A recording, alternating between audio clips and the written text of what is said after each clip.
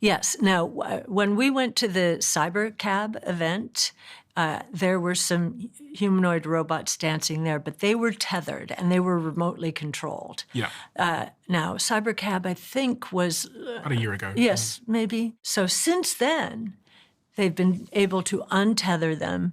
And I do believe that that dancing robot was not tethered and not remotely controlled. It was quite shocking to see a robot doing that, because if a robot can have that dexterity and mobility, and then you overlay that with the AI technologies that are accelerating rapidly, it begs the question. And the question is quite clear, which is, what about humans? Yes. And just to put a finer, note on this, Elon will not be satisfied until these robots can thread a needle. Mm-hmm. So that's where we're going. What does that mean for humans?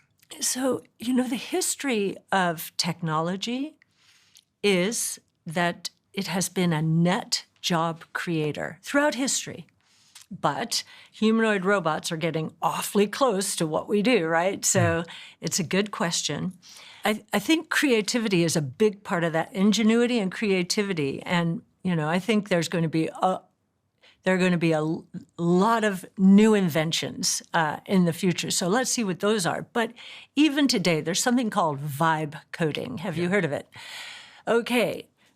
Because we've moved into the world of natural language programming. What is vibe coding for someone that doesn't know? Vibe coding means you know a natural language. I know, we all know a natural language. Ours is English for the most part, but it could be any language. We're going to be able to go to ChatGPT, or especially now, they just launched, I think last week, something called Codex, Replit, and Anthropic's fantastic for programming.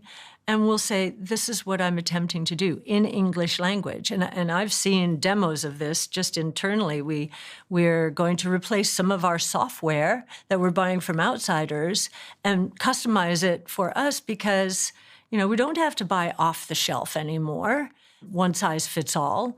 I think there's going to be a lot more customization and personalization and creativity explosion here. It's interesting that this is happening when the demographic profile of the developed world is as it is. We have a very low unemployment rate in the U.S. I know the unemployment rates in Europe and the U.K. have been dropping to much lower levels than where they were stuck for years. I remember thinking, wow, double digits. We have a demographic issue. I mean, if you watch what Elon Musk worries about the most, he worries about the population implosion because collapse in population in the developed world because we're not producing children above the fertility rate.